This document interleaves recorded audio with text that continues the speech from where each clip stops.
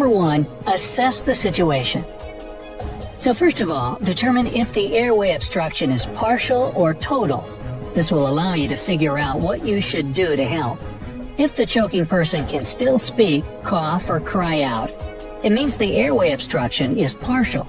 The person can still breathe, but might get pale because breathing is obviously restricted. When the airway obstruction is total, the person won't be able to respond to you, cough, or breathe. The victim will also likely grab at their throat, and their fingernails and lips might start turning blue. This is all caused by the complete lack of oxygen. Number 2, encourage them to cough. The right thing to do? If the blockage is partial, tell the person to cough. Coughing is the most effective way to clear the airways and push the stuck piece of food out of the trachea. The best thing you can do in this situation is to calm the person down, reassure them that everything's going to be okay, and encourage them to cough. The wrong thing to do? When some people are choking, they try to suppress a cough, straighten out their back, and breathe through their nose. This is the worst thing you can do in this situation. Drinking something while choking isn't the best idea. Give the victim a glass of water once the throat is clear again. Number 3, if the person can't cough, slap their back. The right thing to do? If the victim can't cough, the first thing to do is stand behind them and lean them forward. You can use your knee or the back of the chair for support. Deliver up to 5 strong blows between the shoulder blades using the heel of your hand. Be sure to direct the blows upwards toward the victim's mouth instead of doing regular horizontal claps. Pause after each blow to see if it worked. This should help kick the lodged object out of the airway. The wrong thing to do: never administer blows to a person who's standing straight up, and don't use your fist.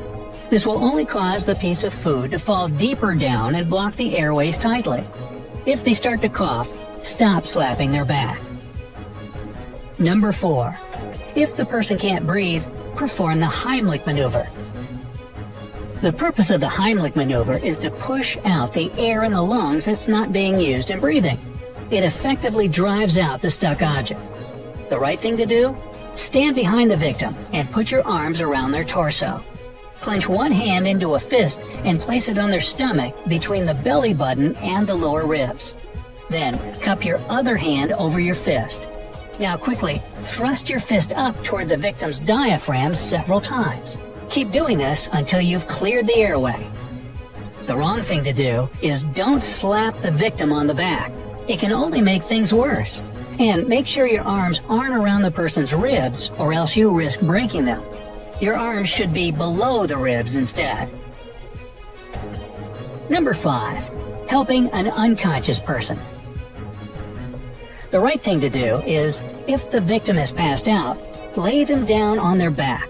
Sit on their hips and face them. Put one of your hands on top of the other and place the base of your palm between their belly button and lower ribs. Vigorously push the abdomen toward the diaphragm.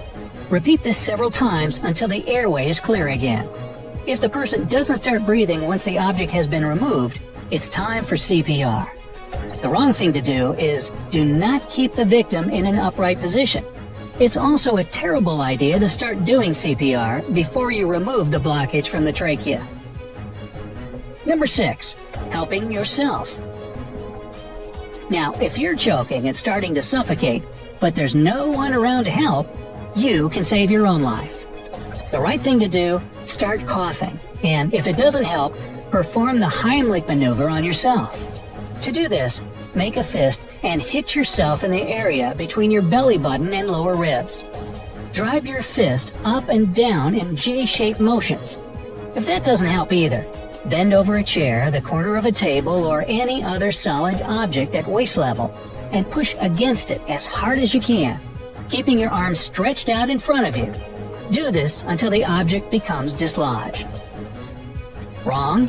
As impossible as it might seem, try not to panic.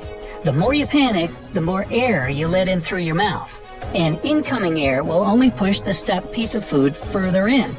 Do not stand straight up or hit yourself on the chest or back. Number 7, helping pregnant women and obese people.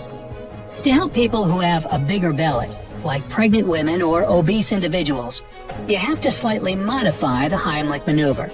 Place your hands as close to the abdomen as possible, higher than you normally would. Your hands should be right above the victim's lower ribs. You won't be able to do the regular upward thrusts, so press the chest really hard with quick thrusts instead. Repeat this procedure until the person stops choking, but don't continue if they become unconscious. Number 8. Saving a choking infant.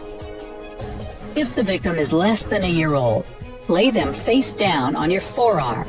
Make sure the head and neck are lower than the torso, and support the chin in your hand. Make 5 quick blows right between the infant's shoulder blades with the heel of your hand. If that doesn't help get the stuck object out, turn the baby on its back. Use your hand to support the head and neck, which again should be lower than the torso. Use 2 fingers to make 5 quick thrusts right on the breastbone. If the baby starts coughing, stop and let it cough up the object. Number 9. Saving a choking child. If the victim is older than 1 year, you have to follow different rules to save them. Stand behind the child, or if they're really small, get on your knees. Put your arms around the child's waist. Clench one hand into a fist and place it between the ribs and belly button with your thumb upwards. Grasp your fist with your other hand. Move your elbows to the sides and press the child's stomach with quick inward and upward thrusts. Number 10. Saving an unconscious child. If the infant or child is unconscious, try laying them on their back first. Tilt the head back by lifting the chin up. Now, if you see the object stuck in the back of the throat, use your fingers to remove it. If you've successfully removed the object, cover the child's mouth and nose with your mouth and push air into their lungs. Feel if the chest has started moving and listen for breathing. If the child still isn't breathing, or if you were unable to dislodge the object from the start, begin chest compressions. Remember, for small children, it'll be 2 fingers pressed over the breastbone. Start doing cycles of 5 compressions and 1 breath. Call 911 if you haven't yet, and keep doing CPR